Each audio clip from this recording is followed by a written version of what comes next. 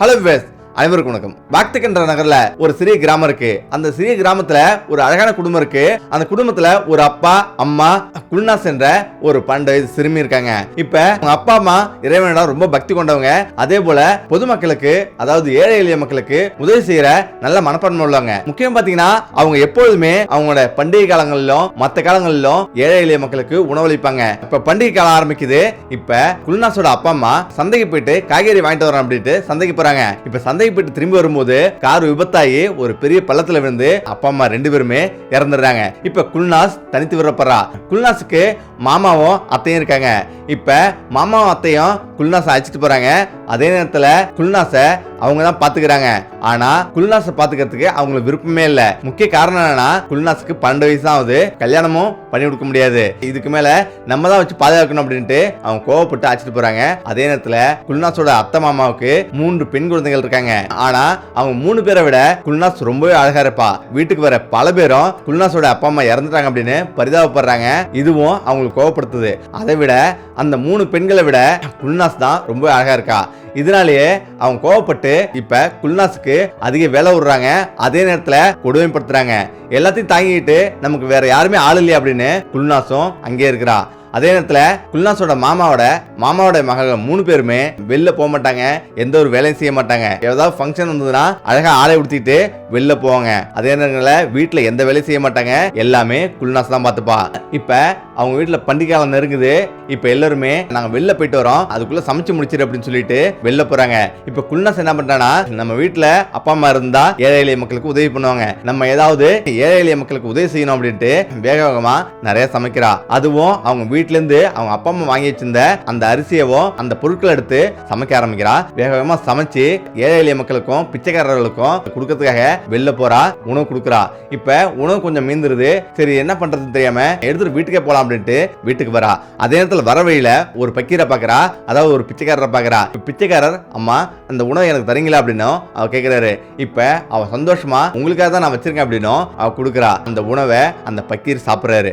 இப்ப மாலை சூரியன் மறைய போகுது. இப்ப வேக வேகமா அந்த பெண்ணு, நான் வீட்டுக்கு போகணும், எங்க அத்தை வந்துருவாங்க, வீட்டுல போய் வேகமா நான் சமைக்கணும் அப்படின்னு சொல்லிட்டு வேகமா கிளம்புறா. அந்த இடத்துல அந்த பக்கீர் கூப்பிட்டு, அம்மா நில்லுமா, இந்த மோதிரத்தை வந்து வச்சுக்க, உனக்கு அவசர காலத்துல நீ எது நினைச்சாலும் அது நடக்கும் அப்படின்னு சொல்லிட்டு அந்த மோதிரத்தை கொடுக்குறாரு. இப்ப அந்த மோதிரத்தை வாங்கி அவ போறா. ஆனா அவ நினைச்சதை விட பல மடங்கு வேகமா அவ வீட்டுக்கு வந்துடுறா. வீட்டுக்கு வந்துட்டு சமைச்சு முடிக்கிறா. சமைச்சு முடிச்சுட்டு வீட்டெல்லாம் சுத்தம் பண்றா. சுத்தம் பண்ணிட்டு அவ வந்து கடவுள்தான் பிரார்த்தனை பண்ண போறா. இந்த நேரத்துல தான் அவங்க அத்தை மகள் எல்லாமே அவங்க வராங்க. வந்து வீட்டை பாக்குறாங்க. வீடு அவ்வளவு சுத்தமா இருக்கு. அவங்களுக்கே பயங்கர ஆச்சரியம், எப்படி வீடு இவ்வளவு சுத்தமா இருக்கு, இவளால எப்படி இவ்வளவு வேலை செய்ய முடியுது அப்படின்னு எல்லாரும் ஆச்சரியப்படுறாங்க. இந்த நேரத்துல தான் குல்நாஸோட அத்தை மகள் 3 பேருமே குப்பைகளை வீசுறாங்க. இப்ப வீசிட்டு வீடு ஒரு குப்பையா இருக்கு அப்படின்னு கத்துறாங்க. இப்ப அவனோட அத்தை ஒரு தடி எடுத்துட்டு போயிட்டு குல்நாஸ் அடிக்கிறா. அடிச்சு, ஏன் வீடுலாம் இவ்வளவு குப்பையா இருக்கு, என்ன பண்ணிட்டு இருந்த அப்படின்னு கத்துறா. அப்ப குல்நாஸு அழுகுறா. அத்தை நான் இப்பதான் சுத்தம் பண்ண அப்படின்னு எவ்வளவு சொல்றா. ஆனா அத்தை கேட்கவே இல்லை. இழுத்து போட்டு அடிச்சு உடனே சுத்தம் பண்ண அப்படின்னு சொல்றா. அவ அழுதுகிட்டே சுத்தம் பண்றா. சுத்தம் பண்ணி முடிக்கிறா. இப்ப அத்தை 3 பேருமே உடை கொண்டு வராங்க.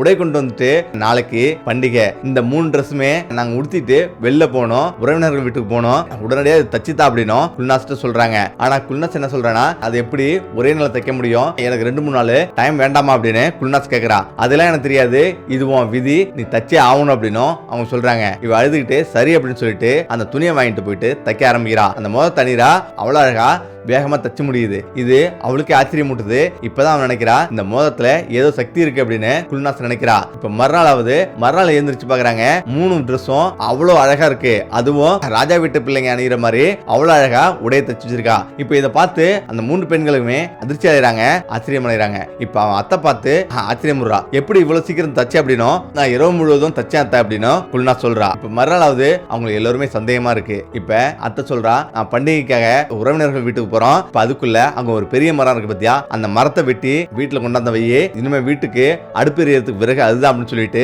அவங்க போயிடுறாங்க. இப்ப இவ்வளவு பெரிய மரத்தை நான் எப்படி வெட்ட முடியும் அப்படின்னு அவ கேக்குறா. அதெல்லாம் தெரியாது, அதான் இங்க வந்திருக்கணும் அப்படின்னு சொல்லிட்டு அவங்க போயிடுறாங்க. இப்ப குல்நாஸ் அந்த மரத்தை நோக்கி போறா. இப்ப அந்த 3 பெண்கள்ல ஒரு பெண்ணு அங்கே இருந்துட்டு, நீங்க போங்க, நான் இவ என்ன பண்றான்னு பாக்குறேன், எப்படி வேலை செய்யறான்னு பாக்குறேன் அப்படின்னு சொல்லிட்டு அவ பார்த்துட்டு நிக்கிறா. இப்ப குல்நாஸோ கையில மோதிரத்தை அணிகிறா. அடுத்த நொடியே அந்த மரத்தை அப்படியே பேத்து துண்டு துண்டாக்கி வீட்டுக்கு கொண்டு வந்து சேர்க்கிறா. இதை பார்த்து அவளோட அத்தை மகள் பயங்கரமா ஆச்சரியப்படுறா. இப்ப அவனோட அம்மாவிட்ட, அம்மா நான் ஒரு ஆச்சரியமான விஷயத்த பார்த்தேன். அதாவது குல்நாஸ் ஏதோ ஒரு மந்த சக்தி வச்சிருக்கா, ஒரு மோதிரம் வச்சிருக்கா. அந்த மோதிரத்தை போட்ட அடுத்த நொடியே தானாவே அவ்வளவு விறகையும் எப்படி அவளுக்கு அவ்வளவு சக்தி வந்ததுன்னு தெரியல, ஒரு மணி நேரத்திலேயே எல்லாத்தையும் கொண்டு வந்து சேர்த்துட்டா அப்படின்னும் அவள் சொல்றா. இதை கேட்டு அவனோட அத்தைக்கு பயங்கர ஆச்சரியம். அப்படின்னு கேட்டு இதுக்கு ஊருக்கு ஒதுக்க ஒரு மந்திரவாதி இருக்கான், அந்த மந்திரவாதிட்ட என்ன இதுல சக்தி இருக்குன்னு நம்ம கேட்போம் அப்படின்னு சொல்லிட்டு அவங்க நினைக்கிறாங்க. இப்ப மறுநாள் அந்த மந்திரவாதிட்ட போயிட்டு, ஐயா நான் ஒரு முக்கியமான விஷயத்துக்கு வந்திருக்கேன் அப்படின்னும் அவங்க சொல்றாங்க. இப்பதான் அவர் சொல்றாரு, உங்க வீட்டுல ஒரு பெண் இருக்கா, அந்த பெண்ணு ஒரு மந்த சக்தி நிறைஞ்ச ஒரு மோதிரம் வச்சிருக்கா, அந்த மோதிரத்தால அவர் நினைச்சதெல்லாம் சாதிக்கிறா. இப்ப அதுதானே கேட்க வந்திருக்கீங்க அப்படின்னும் அந்த மந்திரவாதி சொல்றாரு. இப்ப ஆமா ஐயா, அந்த மோதிரம் எங்களுக்கு வேணும், இப்ப அவ எப்படி இதெல்லாம் பண்றா அப்படின்றது எங்களுக்கு தெரியணும், என்ன சக்தின்றது எங்களுக்கு தெரியணும் அப்படின்னும் அவங்க கேட்கறாங்க. அவ எங்க கூட இருக்கிறதே பிடிக்கல, அவளை நாங்க துரத்தி ஆகணும் அப்படின்னு சொல்றாங்க. அப்பதான் அவர் சொல்றாரு, அம்மா நீங்க அதெல்லாம் பண்ணக்கூடாது, அவளை குடும்பப்படுத்தக்கூடாது, அவளை கோவப்படுற மாதிரி எதுவும் நடந்துக்க கூடாது, அவள்கிட்ட அன்பா பழகுங்க, அன்பா பேசுங்க, அந்த மோதிரத்துல என்ன இருக்குன்றது உங்களுக்கு புரியும் அப்படின்னும் அவர் சொல்றாரு. அந்த மோதிரம் எப்படி வந்ததுன்னோ அந்த மோதிரம் உங்களுக்கு கிடைக்கும் அப்படின்னும் அவர் சொல்றாரு. இப்ப அதை கேட்டு அவளை குல்நாஸோட அத்தை ஆச்சரியப்படுறா. அதெல்லாம் முடியாது, அவளை பார்த்தாவே நாங்க வெறுக்கிறோம், வெறுப்பா இருக்கு, அவளை எப்படியா வீட்டை விட்டு துரத்தணும் அப்படின்னும் அவர் சொல்றா. அவர் சொல்றாரு, அதெல்லாம் முடியாதுமா, அந்த மோதிரம் உங்களுக்கு வேணும் அப்படின்னா நீ அவள்கிட்ட ரொம்ப நயந்து பண்பா பேசினாதான் அந்த மோதிரம் உங்களுக்கு கிடைக்கும் அப்படின்னும் அவர் சொல்றாரு. சரி அப்படின்ட்டு வீட்டுக்கு வராங்க.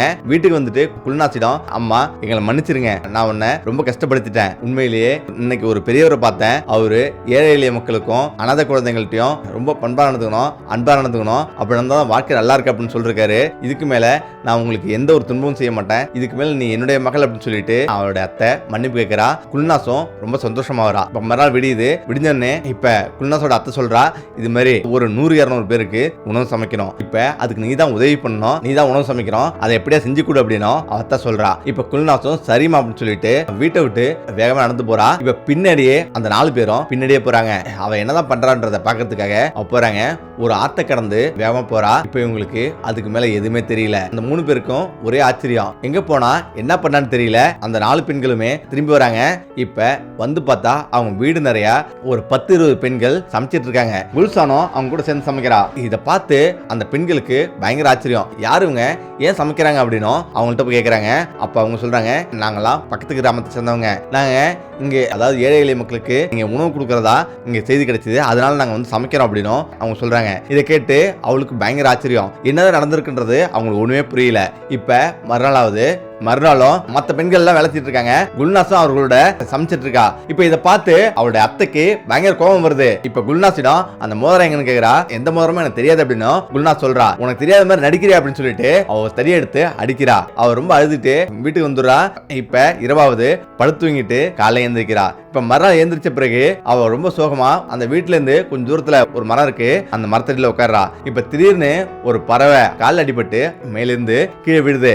இதை பார்த்து குல்நாஸ் உடனடியா அந்த பறவையை எடுத்து அதை காலில் துணியால கட்டு போடுறா. கட்டு போட்ட பிறகு அந்த பறவை கொஞ்சம் நல்லா ஆயிடுது, மிக்க நன்றி அப்படின்னு அது சொல்லுது. இதை பார்த்து ஆச்சரியப்படுறா குல்நாஸ், நீ எப்படி எங்களை போலவே பேசுற அப்படின்னும் கேட்கிறா. நீ ரொம்ப உன்னதமானவ, நிறைய ஏழை மக்களுக்கெல்லாம் உதவி செய்யற, உன்னை கடவுள் ஆசீர்வதிப்பாரு, கடவுள் உங்க கூட எப்போதுமே இருப்பாரு அப்படின்னும் அந்த பறவை சொல்லுது. இப்ப தூரத்துல இருந்து அவளுடைய அத்தை மகள் 3 பேருமே இதை கவனிச்சிட்டு இருக்காங்க.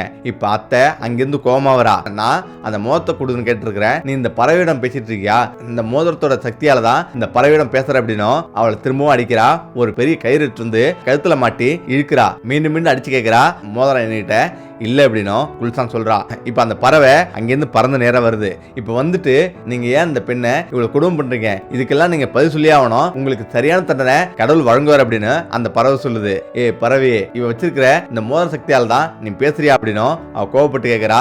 இப்ப அந்த பறவை, உங்களுக்கு எல்லாம் ஒரு சாபம் விரைவில் வரப்போகுது அப்படின்னு சொல்லிட்டு அந்த பறவை பறந்துருது. இப்ப அந்த 3 பெண்களுமே உடனடியா அந்த மந்திரவாதியிடம் போறாங்க. மந்திரவாதியிடம் போயிட்டு, ஐயா அந்த பெண்ணு ஒரு பறவையிடம் பேசுறா, அந்த மோதிரத்தோட சக்தியால தான் அவ பேசிட்டு இருக்கா, உடனே நீங்க வாங்க அப்படின்னும் அவங்க சொல்றாங்க. மந்திரவாதியோ ஏதோ ஒண்ணு பண்றாரு, இதுல ஒரு முக்கியமான விஷயம் நடக்குதுமா அப்படின்னு சொல்லிட்டு, அதாவது இந்த பெண்ணு சாதாரணமா அந்த மோதத்தை வாங்கல. அதாவது ஒரு பிச்சைக்காரர் நிறைய ஏழை எளிய மக்களுக்கெல்லாம் இந்த பெண் உதவி இருக்கு, அதனால ஒரு பிச்சைக்காரர் தான் இந்த பெண்ணுக்கு அந்த மோதத்தை கொடுத்தாங்க அப்படின்னு சொல்லிட்டு வாங்க உடனே போலாம்னு சொல்லிட்டு இப்ப குல்சானிடம் வராங்க. இப்ப கொஞ்ச நேரத்திலேயே இப்ப அந்த பிச்சைக்காரர் அங்க வராரு. இப்ப அந்த பிச்சைக்காரர் உடைய மந்திர சக்தியால என்னை ஏன் வர வச்சு அப்படின்னோ அந்த மந்திரவாதியிடம் கேட்கிறாரு. அந்த மோதத்தை இவங்கள்தான் கொடு, அந்த மோதத்தை வச்சு இவங்க பெரிய பெரிய விஷயங்கள்லாம் பண்ண போறாங்க அப்படின்னும் அவர் சொல்றாரு. இப்ப அந்த பிச்சைக்காரரோ இந்த பெண்ணு ஏழை எளிய மக்களுக்கெல்லாம் உதவி பண்ற பெண்ணு, அது மட்டும் இல்லாம குழந்தைகள்ல இருந்து பெரியவங்க வரலையும் மதிக்கிற பொண்ணு, அதனாலதான் இந்த பெண்ணு கொடுத்தேன். ஆனா இவங்க தீயவங்க, தீமை செய்யறவங்க. அதாவது நீங்க எது பண்ணாலும் இந்த மோதிரம் இவங்க கையில போனா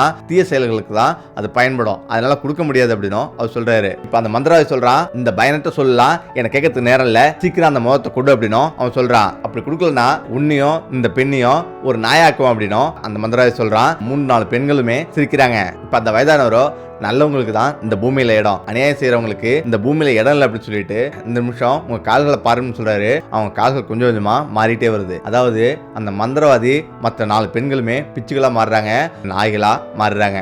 இப்போ உடனடியா அந்த பிச்சைக்காரர் பின்னாடியே அந்த 4 பேரும் ஓடிட்டு இருக்காங்க. எவ்வளவு மன்னிப்பு கேக்குது, ஆனாலும் அந்த பெரியவர் இந்த பெண்ணிடம் மன்னிப்பு கேளுங்க அப்படின்னு சொல்லிட்டு நிக்கிறாரு. இப்ப அடுத்த நொடி அந்த பெண்ணிடம் இதுக்கு மேல இந்த தவறை செய்ய மாட்டோம், என்ன மன்னிச்சிரு அப்படின்னு குல்சானிடம் வேண்டாங்க.